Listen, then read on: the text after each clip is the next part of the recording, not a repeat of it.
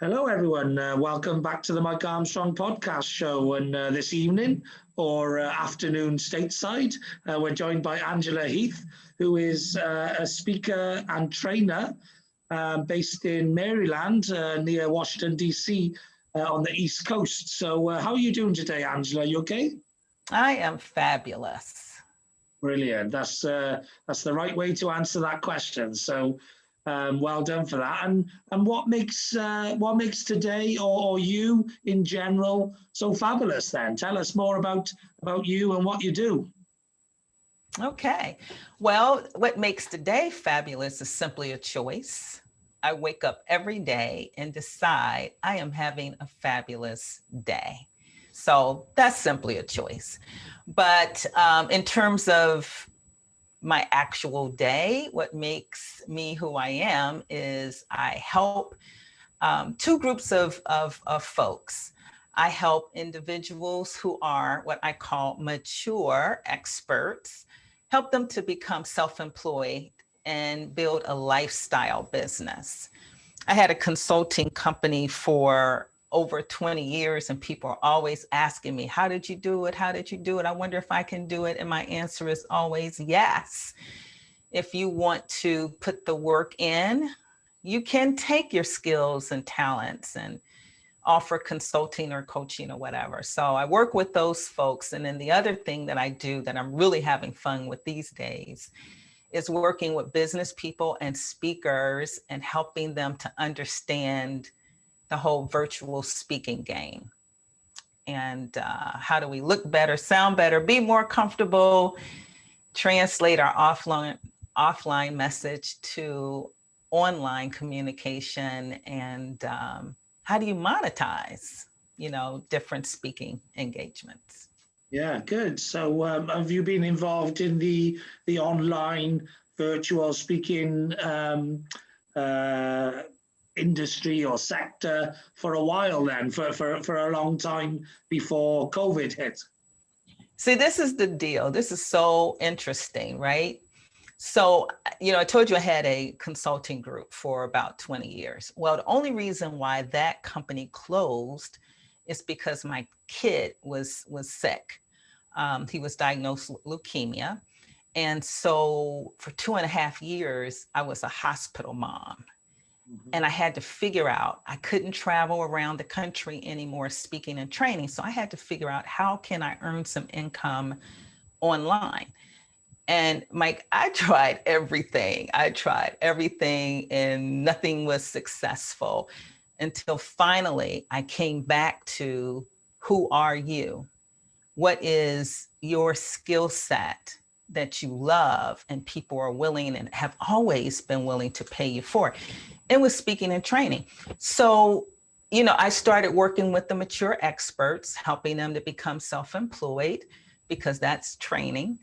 And when COVID hit, that's when I figured out that I can help people master this virtual environment. I had just been doing it for my own company.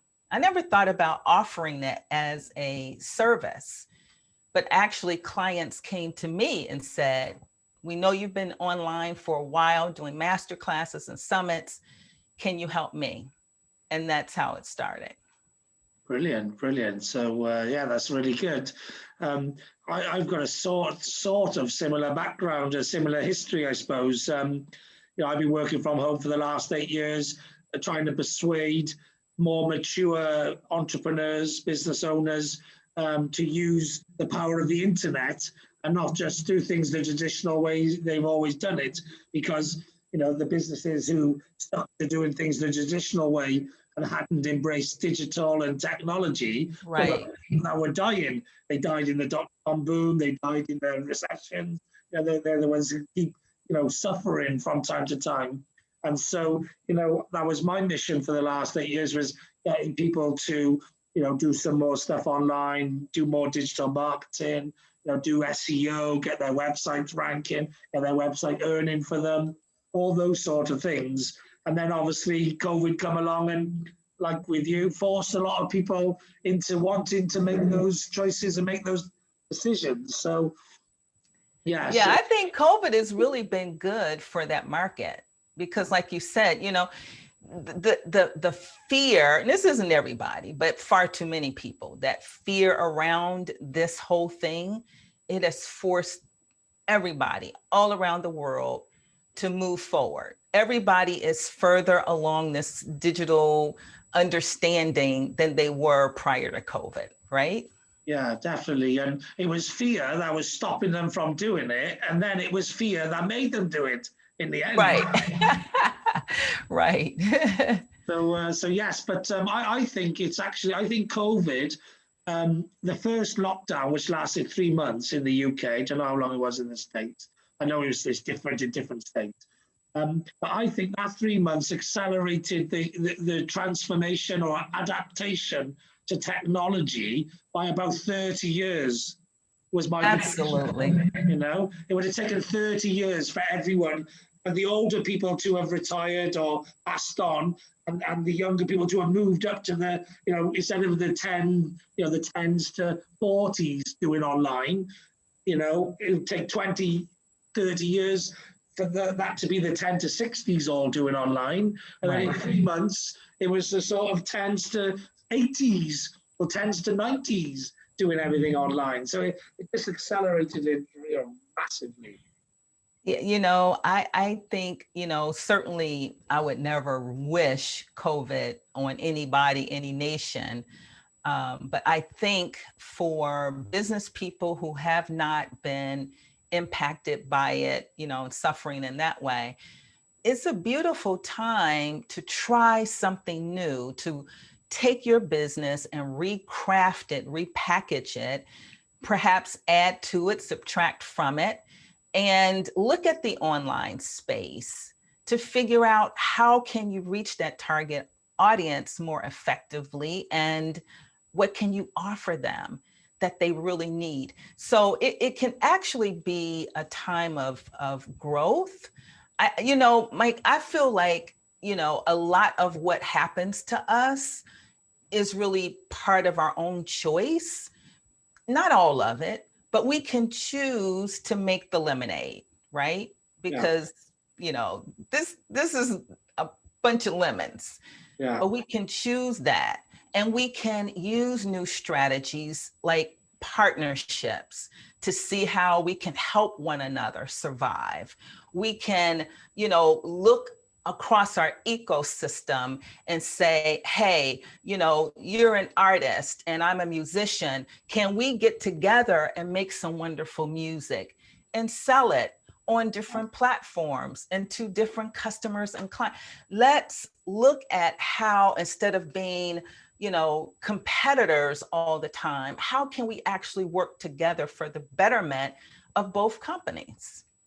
definitely, definitely, and we've gone to such a world now with technology and with innovation that it's sort of like, you know, rather than making lemonade out of the lemons, it's how can I extract the citric acid and turn it into a range of cleaning products, you know, or how can I take, you know, some extract out of the chemicals that are in lemons and turn them into some health products. You know what I mean? It's technology and innovation is so far advanced now that people need to really be so creative in what the possibilities are, because the possibilities are endless. Just like, you know, so many people have switched their businesses to, you know, ventilators and PPE and Right. and all sorts of things. And you know, and that's the sort of innovation that, you know, you get some people who are like, well, I couldn't pivot my business, you know, and it's just like,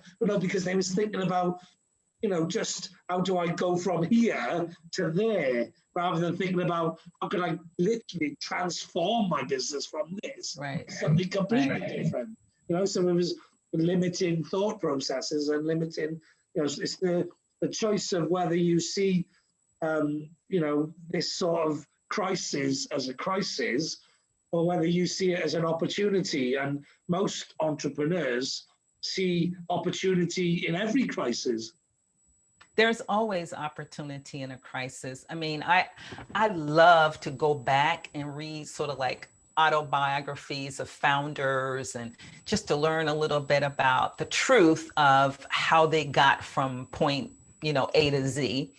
So oftentimes we're looking at what they're doing now. They've made it. And so we're quoting what they're doing now. We're following them now. But it is fascinating when we go back and we look at how they started, and not just, I put my product or my service out there and everybody ran to buy it. Most of the time there's a build. I tell people all the time, if you're looking for the ability to today launch out on your own and tomorrow be a multimillionaire, it probably won't happen. Now, it can happen quicker in these days, but there's a build. It's called business building. And if you don't actually understand that, then you're going to be disappointed and you'll probably give up too soon. But in every crisis, there is a golden opportunity. We just have to be open enough, creative enough, patient enough, persistent enough, and willing to fail, if you will. I don't believe in failure until you quit. To test it. That didn't work. Move on. I test things all the time. That's why I like looking at the pictures of Jeff Bezos and Bill Gates and Zuckerberg and Tim, what's his name from Apple. They all started in their garage, and right. And what a lot of people they overestimate how much can be done in a short period of time, and underestimate how much can be done in a long period of time. And actually, with a bit of patience, you can almost get anywhere in life. If you're willing to take the steps, and you're willing to do it every day, day in, day out, then 10 years, 20 years, 30 years, and you could be, billions of miles away from where you first were before you took the steps. I got a great reminder of that like a couple weeks ago. I was listening to a woman who's like a seven-figure coach. And she was just reminding the audience of her humble roots, because many of the people who were listening in were just getting started. And she said, the first course that I put out there, I had 3 people sign up for. And most of the people, when we did this breakout discussion groups, they were saying, I only had 2 people sign up for mine. I had 1 and I canceled it. And her message was, don't cancel that. Don't despise small beginnings. If this is something new you're offering, what a gift to be able to test it with a small group of people, give them the best of what you have to give. You'll find out from that small group what needs to be tweaked and changed. And if you do a good job by just giving value, giving, they will go tell their friends, hey, I took this incredible class. I would recommend it for you. So, those small beginnings, especially for people who are just starting out because of COVID, they got laid off, or, they're afraid that they're gonna lay off and they're trying to prepare for the eventuality of that. Start where you are and just keep going. Never stop learning. Never stop connecting with other people, and look for synergy. That's really the key. Definitely. I'm on a mission to become a global speaker. So like all the people I tend to meet and speak with at the moment are, podcasters, other speakers, event people, because, I'm not going to become a global speaker by, getting a global speaking gig. I become a global speaker by starting off as somebody who does free speaking, then does paid for speaking, and does slightly more paid for speaking, and works their way up the ladder until you're at the final destination. Well, we're in the same track. Yeah, we're in the same track. Good. That's my goal too. I told someone about COVID. I said, since prior to COVID, I do summits where I bring in international speakers. So I've always had, maybe 4 or 5 representatives of different nations in my summits. So I started that prior to COVID. But since COVID, I have met so many people on, so many different parts of the world. And oftentimes I've been speaker on panels where I've been the only American, speaking on a panel in different nations. It's just phenomenal. So for me, this quest to become a global speaker, because of what has happened with COVID, I'm accelerating. I'm accelerating, I mean, look at you, you're over in the UK and I'm in the US, Yeah, exactly. so it's just phenomenal. I mean, the world truly is our marketplace now. Yeah, and I was just going to say, if ever you're in an event and they're looking for a Welsh speaker who's got dragon's blood in his veins, then I'm your man. Absolutely. And obviously, if likewise, I'm actually connected to Intrabiz, which is a global networking and events company, and we just did a seminar with Les Brown and Brian Tracy and Dr. John D. Martini, Sharon Lecter from Rich Dad Poor Dad, Kevin Harrington from the Shark Tank, and loads of other top speakers. And we're doing 3 more seminars next year, and we're looking for speakers for our events as well. So, definitely let's stay in touch and connect on socials and tag me in. I'm more than happy to share anyone who tags me in information to my community. I'm big into social media marketing. I've got like 100 Facebook pages, 50 Facebook groups. Oh my gosh. LinkedIn accounts. How do you keep up with all of that? Because I work every hour under the sun. I got about 5 Instagram accounts, 3 Pinterest accounts, a couple of YouTube channels, TikTok, a podcast. I've done over 820 episodes on my podcast since March. So I'm very busy. I'm a busy person. And if I can help you in any way, then I'm more than happy to do that because I love helping people. And if ever I need any help, if you want to help back in return, that's great. If you don't, but if you don't, I'm not bothered anyway because I love helping people anyway. So some people do want to help other people because they want something back in return. Whereas I'm never like that. I never want anything back in return. I just like helping people. I've got a happiness formula which I created during lockdown, which is smart happiness formula. It's basically how to be happy is by having plenty of sleep, doing a bit of meditation or mindfulness each day, looking after your ability to perform, which is well-balanced nutritional diet, plenty of hydration, and a bit of exercise every day, 30 minutes minimum, random acts of kindness, and target setting, target achievement. And I always recommend doing at least 1 random acts of kindness per day, but I try and do about like 100. Wow. That's really good. That's really good. I mean, I get a lot of joy from watching people become who I know they were born to be. I get so much joy because I feel like I have this very unique gift. When I meet people, I feel like I can see into their possibilities so extremely clearly. Yeah. And it's never just one thing because none of us were made for just one thing. We have options. Yeah. But I can see possibilities so clearly. And many times when I share them with individuals, they are blown away because I can connect all of the different pieces of who they are, what they were born for, what they've learned along the way, and what really causes them to get up in the morning and to keep going. When you connect all of that together, I call that, convergence. When you get that, the world is your oyster. So I have that unique ability to be able to see that and then help guide people in how do you really express that in the world in such a way that not only are you helping, because helping is important, it's always important for us to give, but because you are a business person, you also want to generate income, eventually. Not everything you do is service for hire, but eventually you want your business to grow.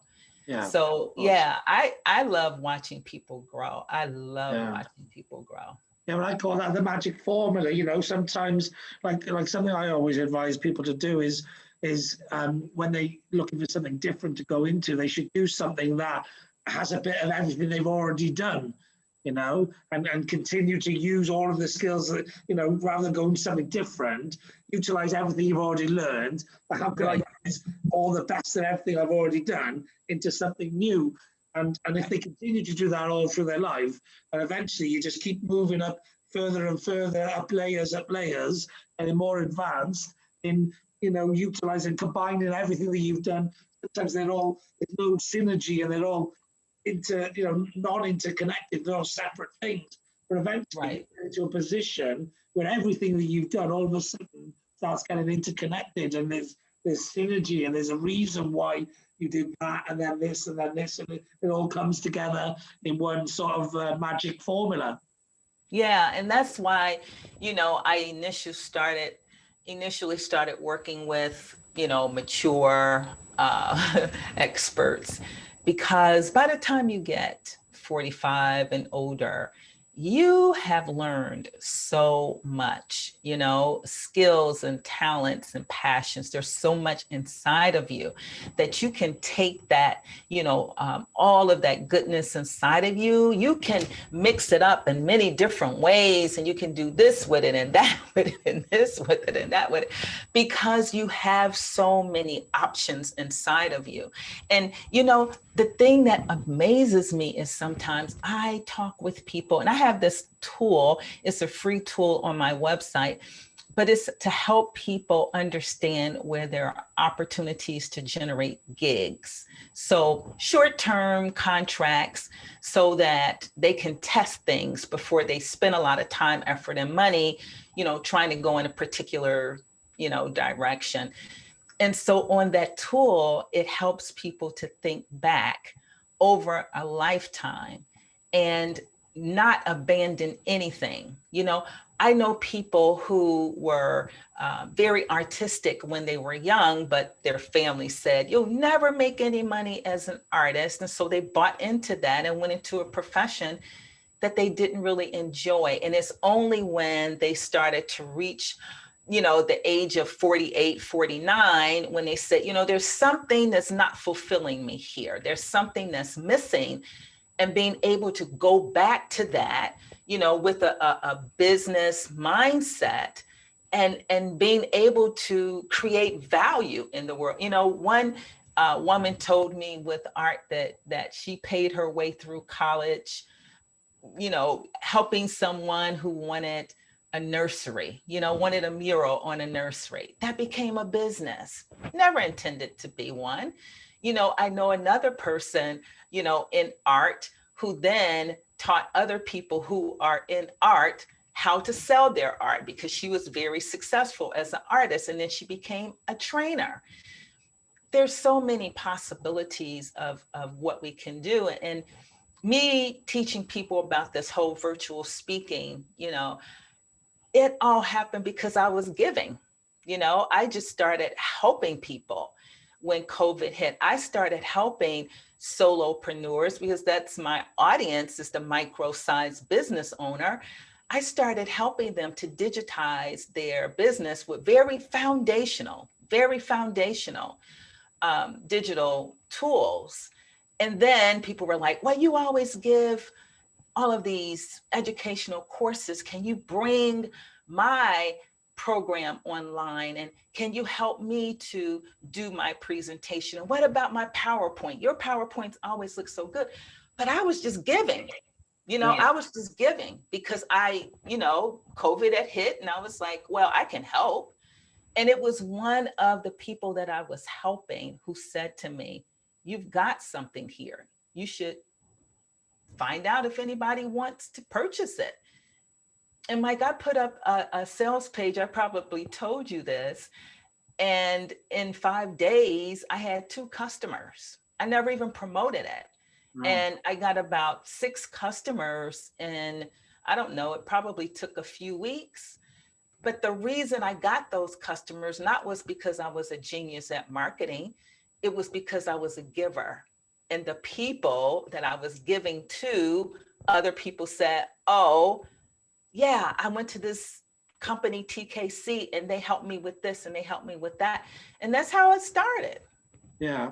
Yeah, definitely, and that's the best way to get going when you're giving courses is to be a giver and to, like you said, to understand that the value you get to start with is the feedback and the beta testing and the value you get on producing something which you can then take to other people and give them a demonstrable value because you have some case studies and testimonials about the impact, etc., as well of what you're teaching. So yeah, I created a happiness formula, which I mentioned to you earlier, which led me on to create a success formula.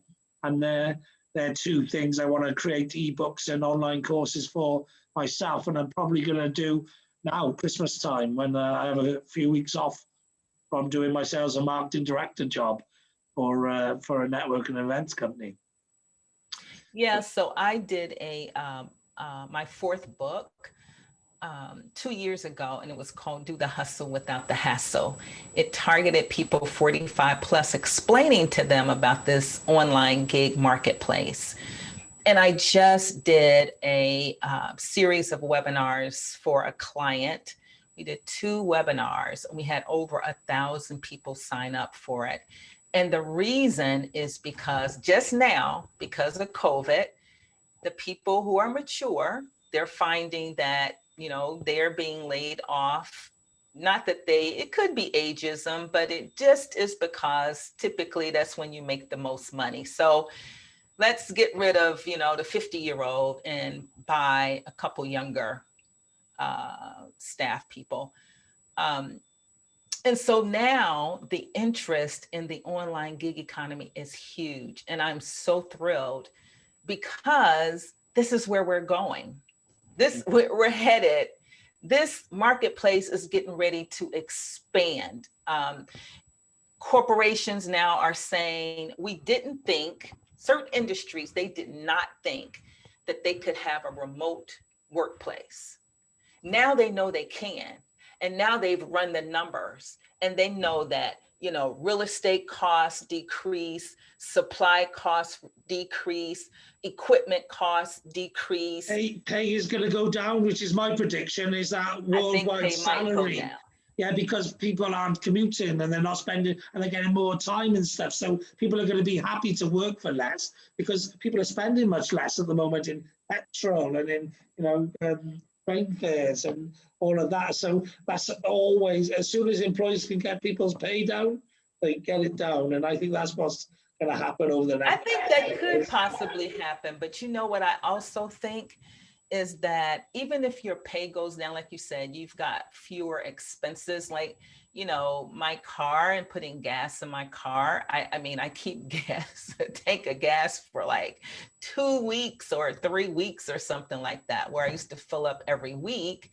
I mean, that by itself is a nice cost savings. But I think the other thing is going to happen is that it's going to force us to even get more technologically advanced, because there might not be an option of many in-person jobs. So even folks who've been resistant to project management tools and managing remote workers and short-term contracts with experts and things like that, that is going to become very commonplace. So we want to make sure that, our mature experts know how to compete and that they are skilled so that they can actually provide some value and keep some income coming in. Yes, definitely. So, so obviously, you haven't done that much pivoting during this time because you're already doing a lot of what you were doing. But obviously, I suppose the client has done some pivoting, and the clients have changed now from the ones before COVID to the ones you're getting now, which are generally a bit more mass market now. Whereas before, now everybody is doing online courses and all of that. So you haven't done massive amount of changes to your own business, but you're doing a lot different work now, I guess, with your clients. But what's the plans going forward? What's the future look like for you? Are you looking to stay where you are now or move again? Well, what my plan is as of today. We're going to see what else happens in the first quarter of next year. But what my plans are is to really spend my time and energy for the next 6 months, unless I get a signal that I can't ignore. But for the next 6 months to really build out this virtual speaking platform, we are actually standing up a academy, an online place where you can learn some of these skills. If you only want to know about, cameras, lighting, action kind of thing, you can take a course in that. If you want to learn about, making your PowerPoints more exciting for an online audience, you can take a course in that. If you want to learn how to find, these virtual speaking opportunities, the free ones, and how you monetize, we have a course for that. For business people, the whole piece around, how do you use public speaking as one of your business development strategies? And so learning that. So we'll have various courses there, but we will also have a certification available for people who want to become professional virtual presenters, so that when the company hires you, they know that you know your stuff in terms of you're familiar with the platform, you know how to look professional on camera, you have PowerPoints, you have the delight and excite formula down pat. That's something I trademarked about how do you bring in third-party apps when needed in a virtual environment so that you make your trainings more interesting and more stimulating. Because we know like 70% of people who attend trainings online, they're multitasking. And that's okay, but there are ways that you can limit that so that they'll pay more attention to you. So, if someone is certified, then the company will know that they're hiring the best of the best, that these people are prepared to deliver, training online, in sales, customer service. We're going to be offering all of that. Yeah, okay, that's good. So it's quite a comprehensive offering.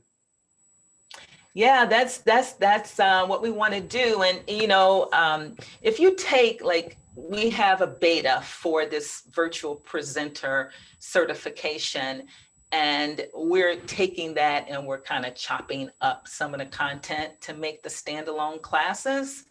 But we really want people to have a really well-rounded understanding of this whole space.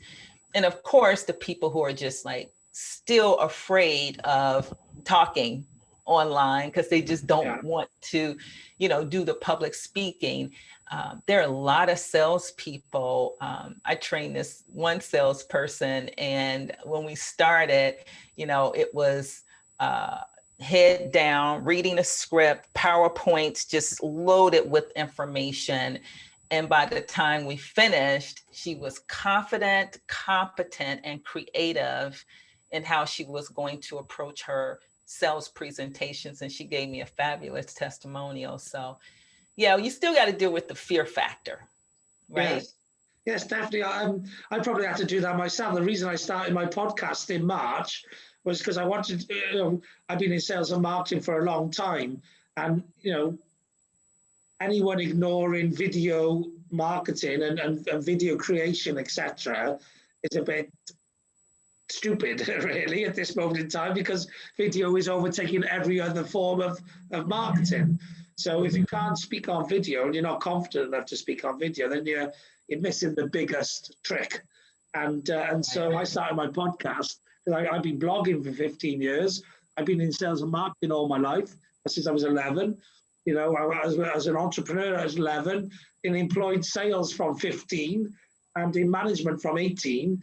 And I spent my entire life speaking to other people to sell, and not just one-on-one, but C-level board rooms of 10 and 12 people, etc. But I still have to get comfortable with speaking on a camera.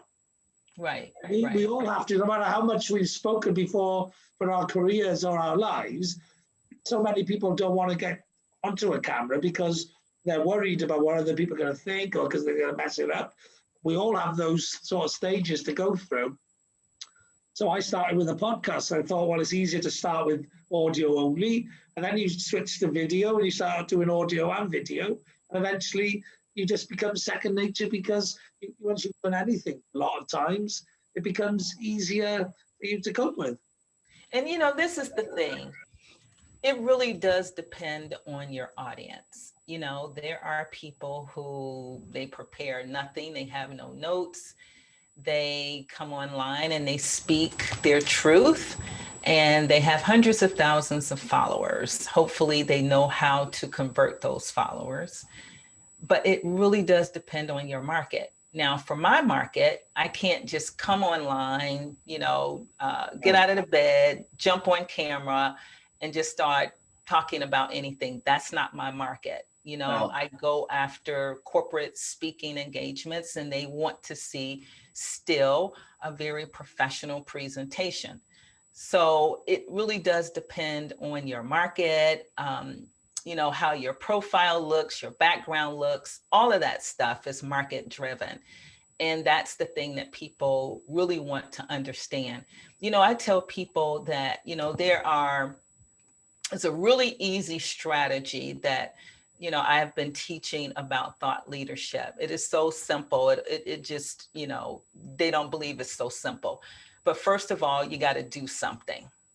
So if you're already doing something, meaning that you're doing something and people know that you do it well, right? Not that you think you do it well. It's proven that you've got some expertise in an area. So you do something, you speak something, you write something, and you teach something. That's it. That's my formula for thought leadership.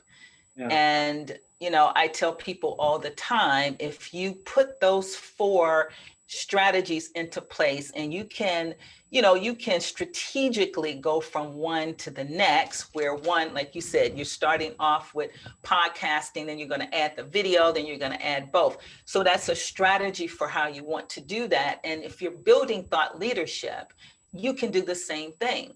You start off with one, you get a handle on one. See, the problem with most people, especially these days, nobody wants to focus. But if you focus, there's like nothing more powerful than the human mind that's focused on a task. I don't care if it's only for 20 minutes, and you go on to the next thing. But when you focus on something, you master it much quicker than if you're doing 10 things at the same time. So, building thought leadership is not that hard. It doesn't have to take forever to do. You do have to put effort in it, of course, but you can be very strategic in how you spend your energy, and it's not that difficult to do. And of course, once you start to write something, it's got to be something good. There's so many people who are just writing these books, and a lot of these books really are no good. But there'll be some people who are impressed because, there's a group of people who just can't fathom writing a book. And if you can, you're an expert. But I come from the school of, when I did my first 3 books, I had 2 publishers.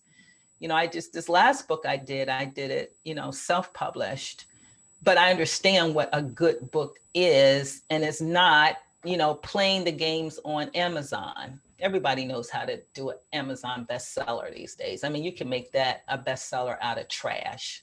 But I'm talking about something like being a thought leader, so people in your industry will read it, and then they tell other experts in the industry, oh, you got to talk to this person.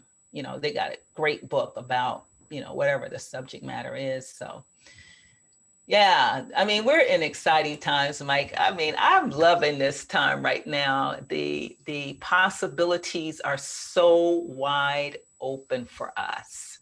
Yeah, I just don't want people to miss it. No, that's it. there are going to be winners and losers out of this situation, and you just got to try everything you can to make sure you haven't got the L. You know what I mean? Right. Whether you're winning a little bit or a lot, as long as you're winning, then that's much better than the ones who are going to be losing after the situation. And I wrote my first book myself at the beginning of lockdown. I haven't published it yet, but I'm going to self-publish it soon, maybe over Christmas. But then I'm going to write 2 more books. I've got 2 more books in me already, one for the happiness formula and one for the success formula. So, it's just a case of sitting down, like you said, focusing on it and getting it done. And I know I can do that when I'm not distracted, like at Christmas time when things are pulled out a bit, So, Yeah, I'm thinking about updating my last book, doing a second edition, because it is just like now becoming extremely popular because of COVID. What book's that? Is that the hustle one? Do the hustle without the hustle without the hassle. Is that one? Yes. I love the title of that. It's a great title. Yeah. So, and I've got a 5th book that actually is very close to being finished. Timing wise, I think I'm going to hold on to it. I might do a different title next. I'm going to hold on to that until after COVID. I want to hold on to that until after people, feel a little more comfortable with just life. Well, my book is about how I suffered during the credit crunch and what I did to get myself over that. And I don't know whether I've been procrastinating on publishing it or not, because I wrote it in a day. I wrote it in 24 hours from Wednesday to Thursday, something like the 23rd of March. But I haven't published it since. So I wrote it in a day, but I've been procrastinating on it. And I don't know whether that's because it features my ex-wife, and not in a great light because of I went through a divorce with her and whatever. And I don't know whether it's because I don't want to publish it without at least having a chat with her and explaining to her in person and not just in FaceTime and restricted access type thing, what I've written and why I've written it, etc. Or whether I want to edit some of it because it was a warts and all thing, but I may want to just edit a bit before I go to publish, or whether actually, because in the back of my mind, I think I want the book to help people overcome similar situations that they get into, financial strain and divorces and all that sort of thing, which is what's going to happen from this situation. But I don't think that's all really kicked in yet. I think, that's going to happen. A lot of the problems, because people have been, held together by bandages, if you like, and sticky back plastic, with furloughs and bonuses and all that. And it's only really when all of that support gets removed will we really see the full effect of a pandemic. Well, with your book, you might want to consider a couple options. One is there's always a way to share your personal story without sharing your personal story.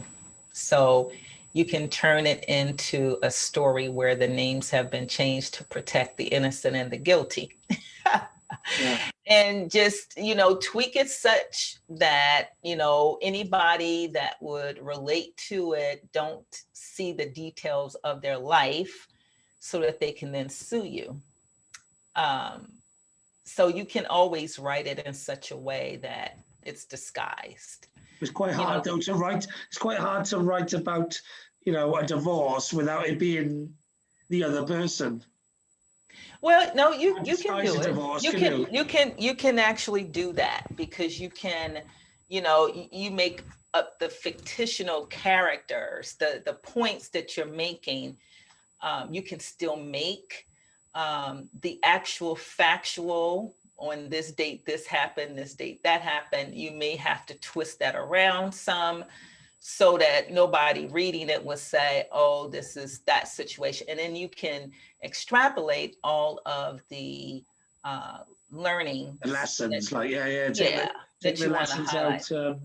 The Yeah, other so thing you can do, is give it to an editor who's going to be objective and who can tell you if the lessons that are being taught are more, powerful, so that people will walk away with something. Because sometimes, especially when it's our story, we get into the nuances of the story and the lessons aren't big enough to support the story, because everybody has a story. yeah, I tell people the story of my son being diagnosed with cancer at age 12.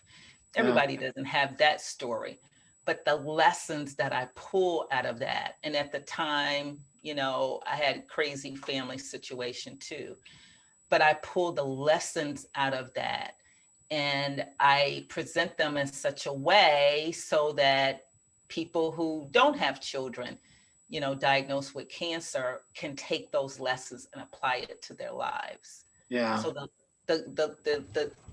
the message has to be bigger than the story. The story is support.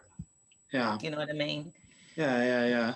But the story just gives background, but the lessons in my book are about resilience and Right. moving forward and goal setting and achievement and overcoming mental depression maybe, or Right. that type of stuff. Like, you know what I mean? There's I there's do. there's the stuff in there which some people are in that position right now from COVID and would like to read that inspiration and learn those lessons. But I still Right. think the mass market for that lesson still hasn't come yet. So I think so in my head, I don't know whether I'm procrastinating because I'm a sales and marketeer and I understand the biggest market is still around the corner, or whether the diplomat in me is. So I don't actually know. I couldn't tell you. All I know is when you procrastinate over something, you do it for a reason. And Uh-huh. they're the only two reasons that I have. Yeah. Yeah. Yeah, well, you when you have your free time at Christmas, you'll figure that Yeah, I think so. out. I need to do I need to do a couple of days meditation on it, and then work out what I want to do from there. I think so. Anyway, it's been great to have you on the podcast and to find out more about you and what you do. So thank you very much for coming on. Thank you. I And, appreciate you having me. no problem at all. And just before we go, just leave some contact information and web addresses and that sort of thing, how people can get in touch with you if they decide that they want you to be their next trainer, or they want to collaborate with you in some way, or find out how they can master the art of becoming a top virtual speaker. Sure. They can find me on LinkedIn. I am the real Angela Heath. And also, they can take a look at the Virtual Speaking Academy at www.virtualspeakingacademy.com. It's virtualspeakingacademy.com. My website is TKC Incorporated, spelled out, .com, tkcincorporated.com. But yes, I'm willing to connect with people. I always offer a 30-minute free consultation around anything related to starting a lifestyle business, or how to make your speaking online more effective and get more comfortable with that whole process. So I offer 30 minutes free if people are interested. Brilliant, brilliant. Okay, well, like I said, thank you very much for coming on, and I hope you enjoy the rest of your day, because for me it's about 10 o'clock at night, but for you it's probably only about 5 o'clock, I guess. Exactly. Yeah, good. Okay, All thank right, you, Mike. and it's been a Great. pleasure. Same here. Same here. Thank you so much. All the best. Bye-bye. Bye-bye.